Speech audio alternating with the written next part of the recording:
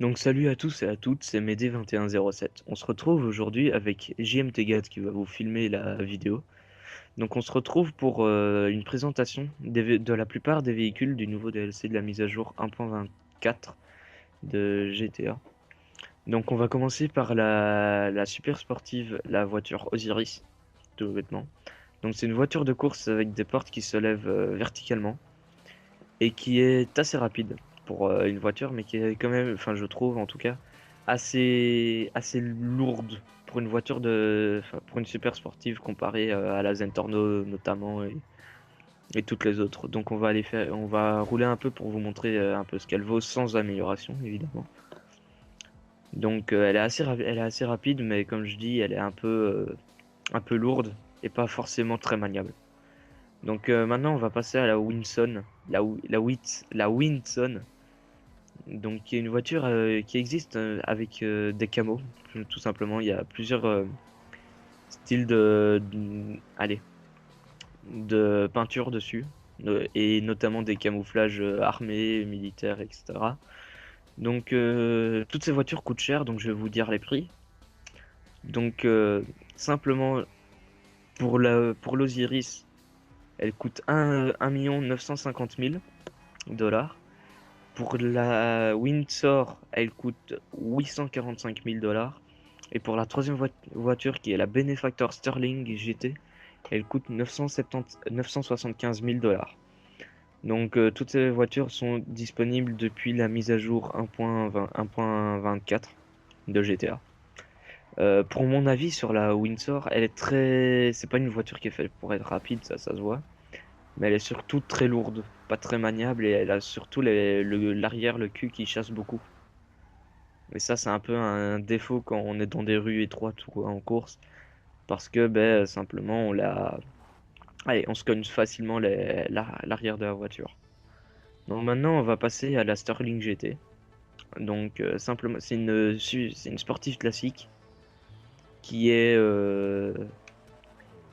si je ne si je ne me trompe pas, qui est inspirée d'une vieille BMW, tout simplement.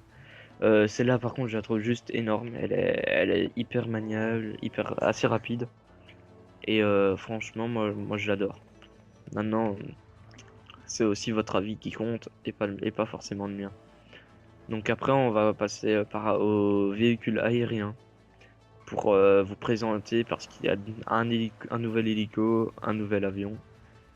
Donc pour les véhicules aériens, on va aller vous présenter le Swift en or, tout bêtement. Donc petite info, sur PS4 et Xbox One et PC, pour le Swift en or, l'avion en or et la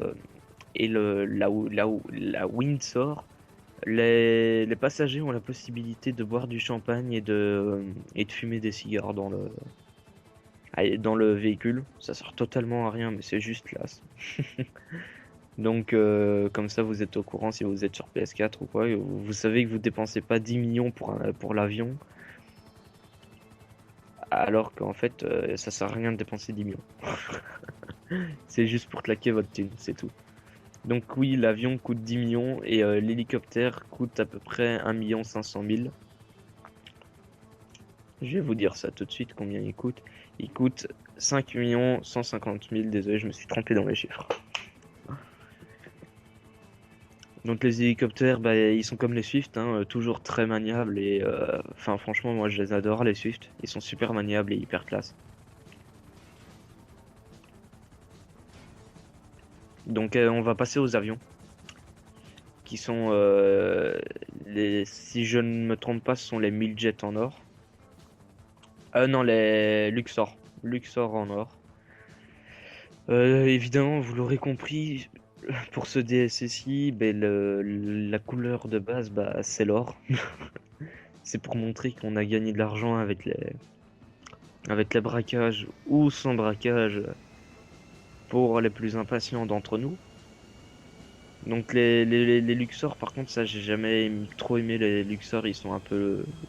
Je suis pas forcément bon pour l'aviation avec les avions. Donc simplement, c'est tout bêtement les Luxor, quoi, mais en or. Et pour PS4, Xbox One et PC, je le répète, les passagers ont la possibilité de voir le luxe que donne l'appareil et de boire du champagne et de fumer des cigares. Donc bah après ça, il y a aussi une arme qui est qui est l'ADP compact.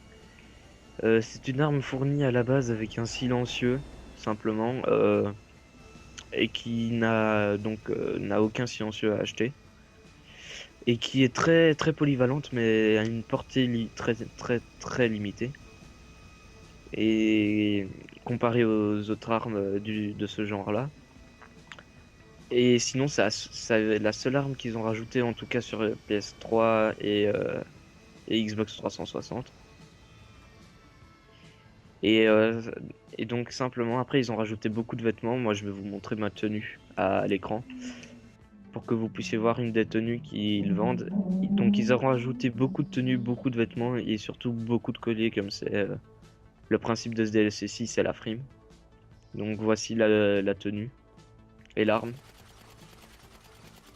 fournie de base avec un silencieux, qui tue assez facilement. Désolé Camille.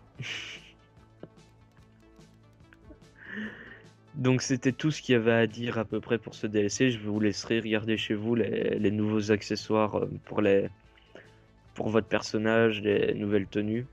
Et sinon je vais vous dire au revoir et à bientôt.